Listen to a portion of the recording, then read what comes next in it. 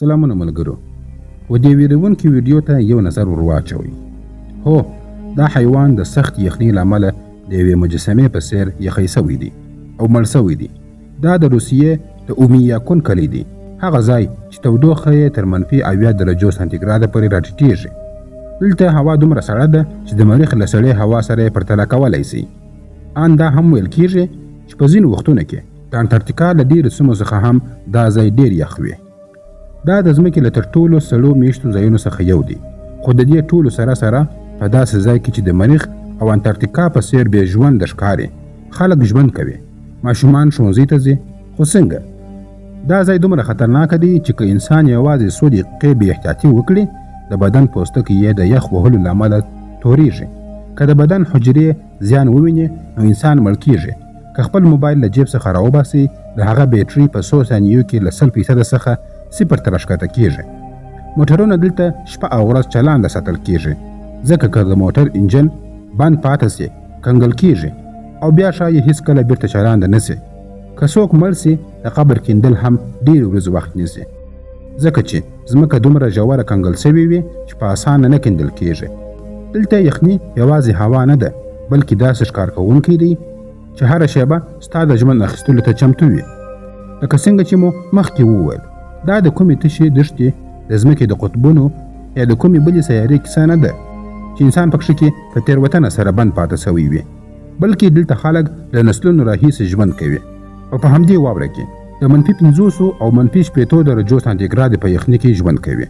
ماشومان هره ورځ ښوونځي ته ځي، بزګران سهار وختي خپلو څارویو ته پاملرنه کوي.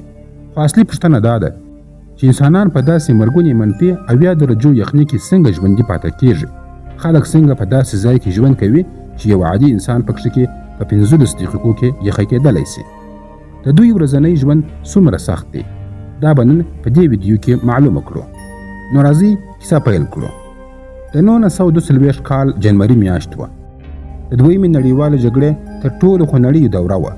د روسیې د سټالینګراډ ښار، هغه ځای چې د هټلر ځواکمن نازي پوځ د روسیې د ماتولو لپاره ورننوتلی و. د هټلر پوځ په ټانګونو، توپونو، توپکو او پرمختللو وسلو سمبال و. د روسیې پوځ د دوی پر وړاندې کمزوري ښکاره کېدی. په ناڅاپه یو داسې دښمن ډګر ته راښکاره سو چې نه یې وسله درلودله او نه یې پوځي جامې. هغه دښمن د روسیې سخته یخني وه. کله چې یخني زیاته سوه، تودوخه تر منفي 10 درجو هم ښکته ولاړه. له هماغه ځایه د هټلر د پوځ تر ټولو بد خوب پیل سو. د جرمني عسکرو لاسونه او پښې د یخ وهلو له امله تورېدله. د توپکانو غوړي ګاټه سول او مرمۍ یې نورې نه وتلې. د ټانګونو تیل او ډیزل یخی سول او زرګونه ټانګونه په واوره کې بې حرکته پاته سول. هغه پوځ چې د مرمۍ په وړاندې نه ماتېدی، د همدې یخنۍ په وړاندې یې زنګنونه ټیټ کړل. زرګونه جرمني عسکر پرته له دې چې یو مرمۍ هم پر دوی باندې وار وسي، یوازې د یخنۍ له امله مړه سول. همدلته د جګړې لوری بدل سو. نړۍ د لومړي ځل لپاره ولیدل چې یخنۍ یوازې هوا نه ده، بلکې داسې وسله هم ده چې تر ټولو ځواکمن پوځونه له منځه وړلی سي. خو اوس د فکر وړ خبره دا ده چې که منفي 10 درجې یخنۍ د نړۍ تر ټولو ځواکمن پوځ مات کړي، نو په همدې روسیې کې داسې ځایونه هم شته چې تودوخه یې تر منفي 80 او ان تر منفي 70 درجو پورې راټیټېږي. هلته پوځونه نه، بلکې عادي خلک، ماشومان او سپین ږیري هره ورځ خپل ژوند تېروي. داسې ځای چې په هره ساه کې د مرګ خطر وي، خو بیا هم انسانان پکښې کې ژوند کوي. خو دا خلک څنګه په داسې ځای کې ژوندي پاته کېږي چې د مریخ په څیر سړښت او د انټارکټیکا څخه هم ډېره خطرناکه یخنۍ لري؟ راځئ لومړی په دې پوه سو چې دا کلی ولې دومره سخت یخ وي. د کلي په منځ کې یو لوحه ولاړه ده چې پر هغه باندې منفي 1.2 درجې سانتیګراډ لیکل شوی دی. دا تودوخه د 1940 کال د جنوري په میاشت کې ثبت شوې اندازه ده. اوس هم دلته تودوخه په اسانۍ سره تر منفي 8.8 درجو پورې راښکته کېږي، چې د دې ځای د ژمي عادي ورځې بلل کېږي، ځکه چې د جنوري د میاشتې منځنۍ تودوخه شاوخوا منفي 50 درجې ده. نو فکر وکړئ په داسې ځای کې چې عادي ورځ یې منفي 50 درجې وي، د ټولو سړه ورځ به یې څومره سخته وي. د دې سختې یخنۍ راز د همدې سیمې په جغرافیه کې پټ دی. اومیاکون له سمندر څخه ډیر لرې پروت دی او له ټولو خواوو لوړو غرونو راچاپېره دی. دا کلی په یو ژوره کاسې ته ورته دره کې جوړ سوی دی چې ساینسپوهان یې د حوض یا کاسې په نوم یادوي. سړه هوا درنه وي نو له غرونو څخه راښویېږي او د همدې درې په تل کې راټولېږي. هلته بنده پاتې کېږي ځکه غرونه د دیوال په څېر د تودې هوا د ننوتلو مخه نیسي. تر ټولو عجیبه خبره دا ده چې هر څومره د درې تل ته ښکته کېږي هوا هغومره لا هم پسې زړېږي. د بیلګې په توګه د درې تل د غرونو له سرونو څخه شاوخوا 10 درجې لا زیات سوړ دی. همدا لامل دی چې د شپې یخني 2 برابره مرګون نیسي. په دسمبر او جنوري کې لمر یوازې 3 ساعته راښکاره کېږي او پاته 21 ساعته شاوخوا تیاره وي. کله چې لمر دومره لږ راښکاره کېږي ځمکه د تودېدو فرصت نه پیدا کوي. له همدې امله د دې ځای خاوره تر سلګونو مترو پورې یخی پاته کېږي.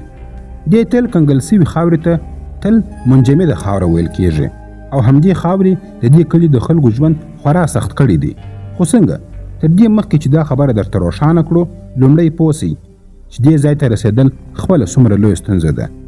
اویمیاکون دومره لیرې او له نړۍ څخه بیل پروت دی چې هلته رسېدل د عادي سفر په څېر نه بلکې د یوه سخت میشن په څېر باندې دی. دې کلي ته تر ټولو نږدې هوایي ډګر په یاکوتسک ښار کې دی او له هغه ځایه بیا دې کلي ته د رسېدو لپاره باید پر یو خطرناکه غرني سړک شاوخوا 21 ساعته سفر وکړي. دا لارې ټولې په واورې پوښلې دي او هره خوا چوپتیا خپره ده. تر ډېرو لیرو ځایونو پورې یوازې سپینه خاموشي پرته ده. کله چې بالاخره کلي ته ورسېږې لومړی دا احساس وي لکه بلې نړۍ ته چې داخل سوي یې. د هر کور له دودکش څخه لوګی پورته کېږي. همدا لوګی ښیي چې د دې یخي خاموشي لاندې لا هم ژوند روان دی. خو خلک په دغه کورونو کې د دې مرګوني یخ څخه څنګه ځان ژغوري؟ ځواب یې ښه پلان او ډېر غټ او لوی دیوالونه دي. دلته کورونه د عادي کلیو د کورونو په شان نه دي. هر دیوال له څو پوړونو څخه جوړ سوی دی. د باندې لرګی، په منځ کې د وړۍ او فوم په څېر د تودوخې ساتونکي مواد او بیا دننه یو بل د لرګي پوړ. کړکۍ 3 پوړیزې ښیښې لري تر څو د یخنۍ یو څاڅکي ته هم دننه د تلو اجازه ورنه کړي. د کور دننه د مرکزي بویلر تاوده پایپونه هرې خونې ته غځېدلي وي. دا تودوخه یوه شیبه هم نسي بندېدلی ځکه که بنده سي په 100 ساعتونو کې به هر څه یخی سي. خو تر ټولو په زړه پورې خبره دا ده چې د نږدې هر کور لومړۍ خونه قصدن بې له تودوخې پرېښودل سوې وي. دا خونه د طبیعي یخچال په توګه کار کوي. خلک غوښه، ماهیان او شیدې پکې کې ساتي او د باندې یخني تل یخی ساتي. یعنې لکه څنګه چې موږ د خوړو د یخ ساتلو لپاره برقي یخچالونو ته اړتیا لرو همداسې هلته ټول کور د یو لوی یخچال په شان باندې وي. اوس هغه د پرمافراست ستونزه را په یاد کړي چې مخکې مې نیمګړې پرېښې وه. د همدې تل یخې ځمکې له امله د خلکو تر ټولو لویه ستونزه دا ده چې په کورونو کې اوبه نه لري. د اوبو پایپونه کورونو ته نه دي غځېدلي ځکه که پایپونه کښېښودل سي اوبه پکښې کې یخی کېږي. پایپونه به وچې وي او مات به سي نو خلک اوبه له کومه کوي. طریقه یې ډېره حیرانوونکې ده. خلک نږدې یخی سوي سیند ته ځي، د یخ غټې ټوټې پرې کوي، پر سورلي یې کور ته راوړي او د بخاري تر څنګ یې ویلې کوي.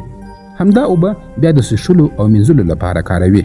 دومره یخ په یو وار راټولوي چې د یوې لویې کورنۍ لپاره تر 2 یا 3 اونیو پورې بسنه کوي. یعنې دلته اوبه د نل په تاوولو سره نه راځي بلکې باید په یخنۍ کې یې په زحمت ترلاسه کړي. اوس پوښتنه دا ده چې په داسې ځای کې چې هیڅ شی نه شین کېږي خلک چیش خوري. د پرمافراست له امله خواړه هیڅکله نه ویلې کېږي.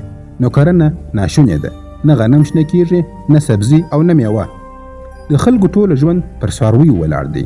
غواوې، اسونه او شمالي هوسیانې ساتي او له هغو څخه غوښه، شیدې او ماهیان ترلاسه کوي. دلته یوه ځانګړې غذا شته چې سټروګانینا نومیږي. دا د کنګل سوي خامې غوښې یا ماهي له نرۍ ټوټې څخه جوړیږي او خلک یې د یخي په شان باندې ژوي او بعضې یې له چای سره هم خوري. د دې ځای خلک وایي هغه ویټامینونه چې د نړۍ نور خلک یې له سبزیو او میوو څخه ترلاسه کوي دوی یې له همدې غوښې او کبانو څخه اخلي. دا د شوق خبره نه ده بلکې مجبوري ده ځکه په دې واوره کې د ژوند کولو همدا یوازینۍ لاره ده. خو د دغو څارویو ساتل هم اسانه نه دي. هر سهار بزګران د غوا د بدن حساسو برخو ته ټکور تړي تر څو د یخ وهلو څخه خوندي پاتې سي. کمزوري څاروي په څو پوړیزو ګرمو جامو کې پوښل کېږي ځکه که داسې ونه کړي ښایي یخی سي او مړه سي لکه هغه حیوان چې د ویډیو په سر کې مو ولیدی. د دې سیمې تر ټولو حیرانونکي حیوانات د یاقوت آس دی. دا آس د نورو آسونو په پرتله کوچنی دی، ګرد او پر ټول بدن یې ډېر غټ ویښتان وي. د کوچني بدن له امله یې د وجود تودوخه لږ وځي او غټ ویښتان یې د واورینو بادونو پر وړاندې ساتنه کوي. دا آسونه دومره قوي دي چې ګرمو استوبلونو ته اړتیا نه لري. دوی د -80 درجو په یخني کې شپه او ورځ ولاړ پاتې کېدلی سي. دا د طبیعت یوه ستره معجزه ده چې هر ژوندی موجود د خپل چاپیریال سره ځان عیاروي. خو هلته چې حیوانات د دې یخنۍ سره عادت سوي دي، د انسان جوړ ماشینونو سخته ماته خوړلې ده. په همدې ځای کې د اومیاکون تر ټولو مشهوره ستونزه پیلېږي، یعنې موټرونه. که دلته د ژمي پر مهال د موټر انجن بند کړي او لږ وخت یې د باندې پرېږدي، ټول موټر یخی کېږي. ډیزل د غلیظو شلومبو په شان باندې کېږي. بیټري خپله ټوله برېښنا له لاسه ورکوي او د ټایرونو هوا دومره سخته سي لکه ډبره. د داسې یخی سوي موټر بیا چلنده کول ساعتونه وخت غواړي. خلک یې په ګرمو وسایلو توده کوي، واوره ترې پاکوي او بیا یې ښایي چلنده کړي. خو ډېر وخت داسې هم کېږي چې موټر دومره زیانمن سوي وي چې بیا هیڅکله نه چلیږي. له همدې امله دلته یوه عجیبه خو مهمه قاعده ده: د ژمي پر مهال هیڅکله د موټر انجن مه بندوئ. د همدې لپاره خلک خپل موټرونه 24 ساعته چلانده پرېږدي. یوازې موټرونه نه، بلکې ننني برېښنایي وسایل هم دلته ښه کار نه کوي. د موبایل بیټرۍ ډېر ژر ختمیږي. د کمرې پر لینز باندې د یخي یو پل جوړیږي او کله کله د اوبو یو کوچنی څاڅکی سمدستي یخی کېږي او د کیمرې لینز خرابوي. هغه کسان چې دلته د ویډیو اخیستلو لپاره راځي، بیټرۍ په خپلو جیبونو کې د خپل بدن سره ګرم ساتي. خو تر دې ټولو نازکو ماشینونو هم نازک شی د انسان بدن دی. کله چې تودوخه ډېره کښته سي، د بدن د وینې رګونه تنګیږي. ګوتو، پزه او غوږونو ته لږ وینه رسیږي. کله چې تودوخه نه وي، له حجرو دننه اوبه یخی کېږي او واړه د یخ کرسټالونه جوړ کړي. دا کرسټالونه حجرې له دننه څخه څیري. دې حالت ته د یخ وهلو ناروغي ویل کېږي. په پیل کې پوستکی سپین سي، بیا بې حسه کېږي او که پر وخت یې درملنه ونه سي، هغه برخه توره کېدلی سي او د تل لپاره مړه کېږي. په دې سخته یخني کې د انسان بدن یوازې په 100 دقیقو کې سخت زیان لیدلی سي او آن ژوند هم له لاسه ورکولی سي. له همدې امله خلک چې د باندې وځي، خپل مخونه په وړینو ټوکرونو پټوي او بیا له دسکلو هېڅکله لاسونه د باندې نه باسي. کېدای سي فکر وکړي چې په داسې یخ ځای کې به ښوونځي هم تړل کېږي، خو نه، دلته ژوند نه درېږي. د ژمي په تیاره سهار کې چې لا د باندې بشپړه تیاره او سخته یخني وي، ماشومان بیا هم ښوونځي ته ځي. مندې یې په 100 پوړیزو جامو کې رانغاړي او وړین شال یې پر مخ باندې راتاووي تر څو یوازې سترګې یې ښکاره سي. دلته ښوونځي یوازې هغه وخت تړل کېږي چې تودوخه تر -50 درجو هم ټیټه سي. یوه شېبه فکر وکړئ، د -50 درجو یخني د دې ماشومانو لپاره عادي د ښوونځي ورځ ده. خو د دې کیسې تر ټولو دردونکې برخه د مرګ سره تړاو لري. کله چې دلته څوک مړ سي، ښخول یې خپله یوه لویه ستونزه وي، ځکه د پرمافراست له امله ځمکه د ډبرې په شان کلکه وي او په عادي بیلچه قبر ایستل نږدې ناممکنه دی. خلک لومړی په هغه ځای کې اور بلوي تر څو د ځمکې سر لږ نرم سي، بیا لږ ځمکه کیندي، بیا اور بلوي او دا کار 100 ځله تکراروي. کله کله د یوه قبر کیندل 100 ورځې وخت ونیسي. فکر وکړئ، هغه کورنۍ چې خپل عزیز ملګری یې له لاسه ورکړی وي، 100 ورځې د دې یخې ځمکې تر څنګ ولاړ وي تر څو وکولی سي وروستۍ خدای پاماني ورسره وکړي. اوس وروستۍ او تر ټولو مهمه پوښتنه دا ده چې که دلته هر څه دومره سخت دي، نو خلک ولې نه کډه کېږي؟ ځواب یې یوازې مجبوري نه، بلکې ژمنتیا ده. د دې ځای ډېر خلک یاقوت قوم دي چې د همدې سیمې اصلي اوسېدونکي دي. دا د دوی د نیکونو او پلرونو ټاټوبی دي. دوی له یخنۍ سره جګړه نه ده کړې، بلکې د هغوی سره د ژوند کولو لاره زده کړې ده. دوی د واورې پر یوه روح باندې باور لري چې چایس خان نومیږي، یعنې د یخ خدای. هر کال د مارچ په میاشت کې کله چې یخنۍ لږه نرمه سي، دلته د یخنۍ ځانګړی جشن جوړیږي. خلک د شمالي غرڅو سیالۍ کوي، په واوره کې کبان نیسي او خپلې پخوانۍ ولسي سندرې وایي. په داسې سخت ځای کې هم د خوښۍ دا شیبې دا څرګندوي چې د انسان تر ټولو لوی ځواک د ستونزو زغمل دي. که اوس له تاسو څخه وپوښتم د اومیاکون خلک په دې سخته یخنۍ کې څنګه ژوند کوي، نو ځواب یوازې په یوه جمله کې دی: دوی هڅه نه کوي چې یخنۍ ماته کړي، بلکې له یخنۍ سره په همغږۍ کې ژوند کوي. هغه څه چې موږ یې یوه ستونزه بولو، دوی خپل عادي ژوند ګرځولی دی. د دوی کورونه د همدې یخنۍ لپاره جوړ شوي دي، خواړه یې د همدې ځمکې له شرایطو سره برابر دي، څاروي یې د همدې موسم سره عیار دي او زړونه یې له همدې واورو سره تړلي دي.